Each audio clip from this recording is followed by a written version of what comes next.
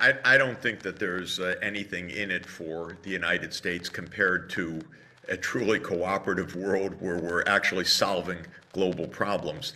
The United States has spent trillions and trillions of dollars on these awful wars that it has fought. And like you say, it gets away with them. There is impunity. One of my colleagues at Columbia wrote a wonderful paper, a little disturbing, about the fact that the United States overthrew around 30 governments in the Americas in the 20th century. You know, and I've watched some of those coups with my own eyes, by the way, because the CIA is an unaccountable organization. And since it operates in secrecy, it's never held to account for blunder after blunder after blunder. But we've overthrown governments, we've destabilized societies.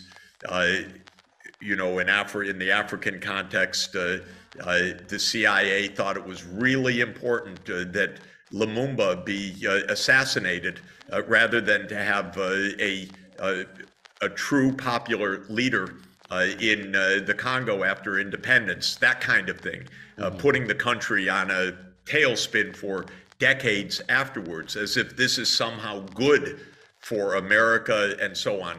You know, there are people who argue the line that, well, this is for the U.S. military-industrial complex or to keep vital resources and so on.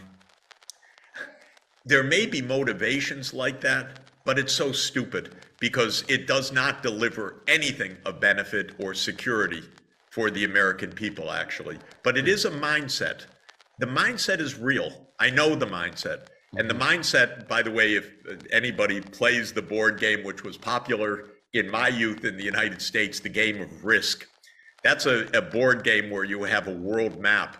And the goal is to have your piece on every place in the world. That's how you win.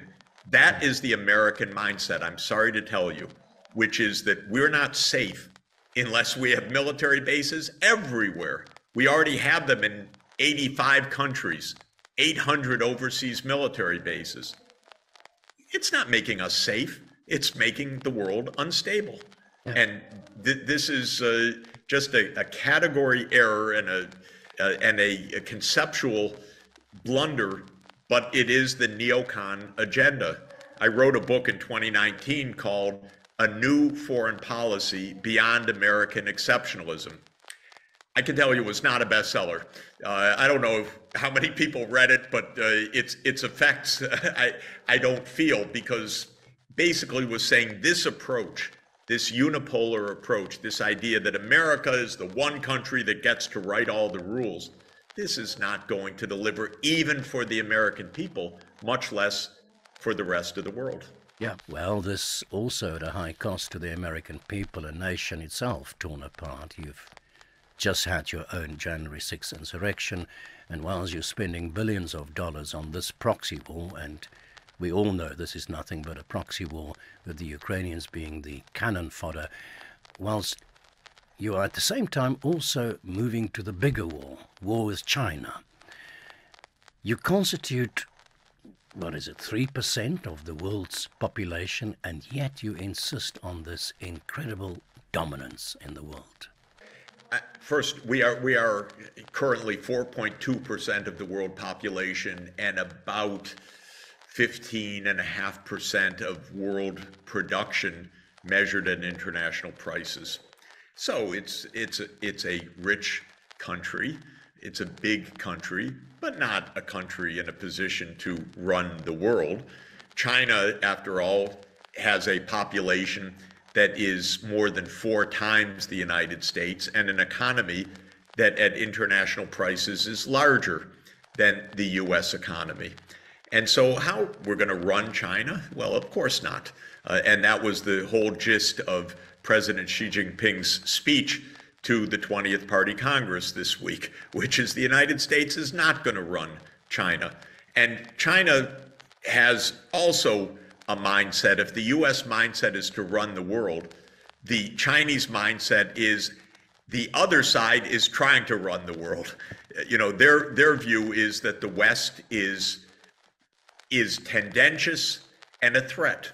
And they go back to Britain in 1839, launching the Opium Wars, one of the most remarkable wars in history, because it was a war to ensure free trade in opium in China, if you can believe this. But that was the British, and the British were the Americans of the 19th century, or the Americans are the British of the mid-20th to 21st century. Arrogant, by the way, very arrogant. And the British are still arrogant, though they don't have an empire anymore. They are still the biggest cheerleaders for the war in Ukraine, which is really annoying to me, because also I regard the war in Ukraine like the Crimean War, which was a war in which Britain and France wanted to teach Russia a lesson in the 1850s.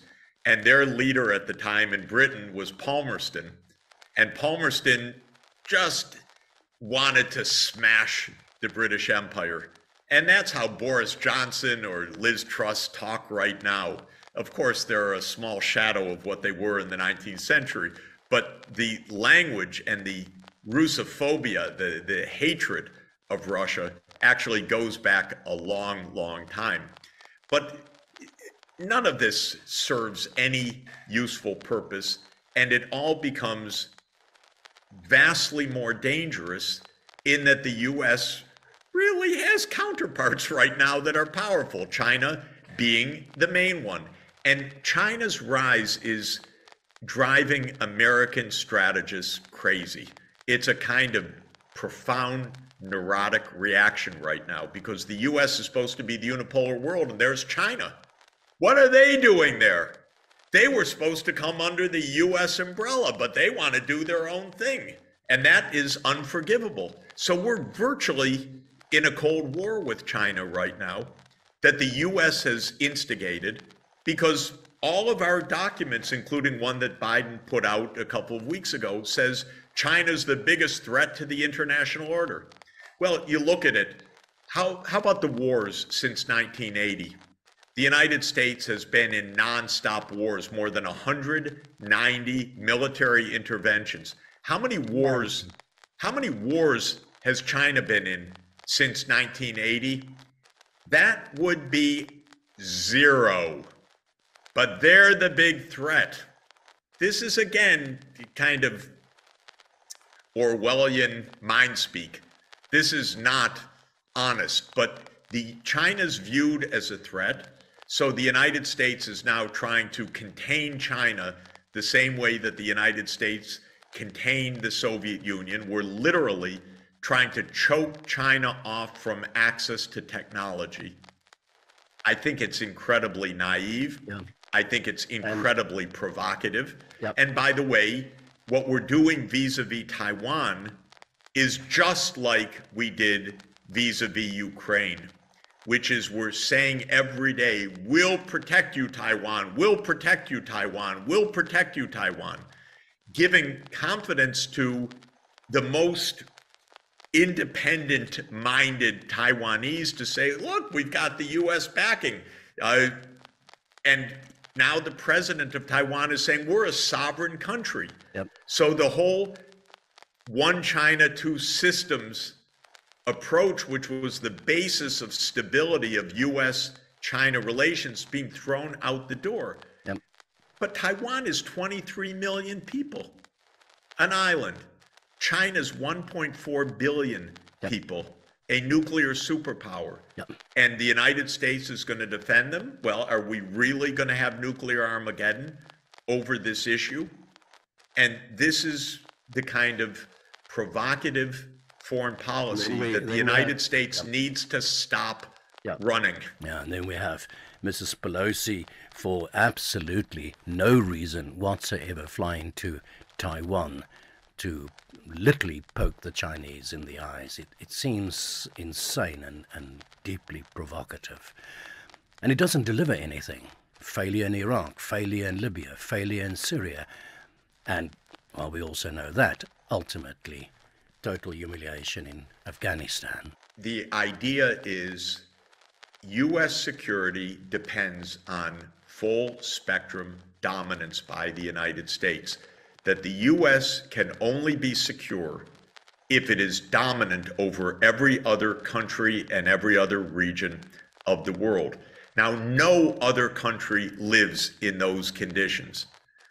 No country has security because of full spectrum dominance, and the U.S. has an illusion that it has full spectrum dominance. So what the U.S. needs to, and when I say the U.S., of course, we're not talking about populations, we're talking about small numbers of leaders of the permanent state. We're not even necessarily talking about presidents, by the way, because this is foreign policy doctrine of the Pentagon and the security institutions of the United States. Politicians come and go, but this has been doctrine for a long time. And the point is that the U.S. wants a kind of security that it would absolutely deny to the other 96% of the world. It doesn't say to the only thing the U.S. says to the rest of you want security, you follow us. We'll be the security. Of course, then you have to follow us. You can't have any ideas of your own. And when we need certain things, you'll grant them because we're us. And so it's a certain asymmetry, which I think is a dangerous asymmetry. Professor Sachs, we are running out of time here. I want to just return to my opening questions to you. I guess I'm asking for confirmation on the two simple yet central questions of this discussion. In your own words, is it false to claim and utterly disingenuous to claim that this conflict in Ukraine is the result of an unprovoked invasion, as is being stated in the mainstream media and the US NATO leadership on a daily basis, an unprovoked invasion by the Russians? And number two, that Vladimir Putin is a modern-day Hitler, hell-bent on the restoration of Russian power, which necessitates the grabbing of land. This is a war that has been a hot war since 2014 and an absolutely avoidable war. And if Ukraine had followed a path of neutrality with security guarantees, as was on the table as late as March of this year, this horrible war could have been avoided altogether or stopped early on. And we should listen because we need to negotiate with Russia and with President Putin as the president of Russia. We need to negotiate because we need this war to end before it ends us. One last question, Professor Sachs, your view. I believe, like I think many millions of other people around the world, that this war can in fact be stopped today. It can end today if the United States of America will allow that. That it is in the hands of the United States of America to stop this war today. This war could stop now. And in March, the two sides, with the brilliant mediation of Turkey, actually were exchanging documents to end the war. And then Ukraine walked away from the negotiating table. Best guess, because their American patrons said, you should fight. You don't have to take neutrality. You should fight. And we were close to this war ending in March. It could have been avoided last December had Biden said, we are not expanding NATO. We hear you. No need to do that. We can have peace and cooperation, and it can end now. And it needs to, because otherwise it will continue to escalate. The first damage will be the destruction of Ukraine itself, its people, its physical infrastructure, its buildings, all of the suffering. But this is beyond Ukraine. This is escalating towards nuclear confrontation. The Ukrainians are urging that we keep escalating, and if a more general war breaks out, they write that NATO should attack Russia. This is mind-bogglingly wrong-headed and dangerous. We all have a stake in this war ending now. We have 1 minute left, Professor Sachs. Who blew up the pipeline? The United States blew up the pipeline. They told us that they were going to. Biden was standing next to Chancellor Scholz and said, if Russia invades, Nord Stream is finished. And a reporter said to him, Mr. President, that's a Russian-German project. How can you say that? And President Biden said, we have our ways. So that's the presumption until proven otherwise. Lo and behold, the Europeans can't figure out who did it. Lo and behold, the Swedes can't even share their intelligence with Denmark and Germany. The fingerprints are all over this thing. I believe that the overwhelming likelihood is the U.S. did it and tried to point otherwise, but we'll probably hear soon from the Europeans, it was sabotage, but the trail has run cold. We just can't figure out who did it. That's what we're probably going to hear as more patter from the U.S.-led information system.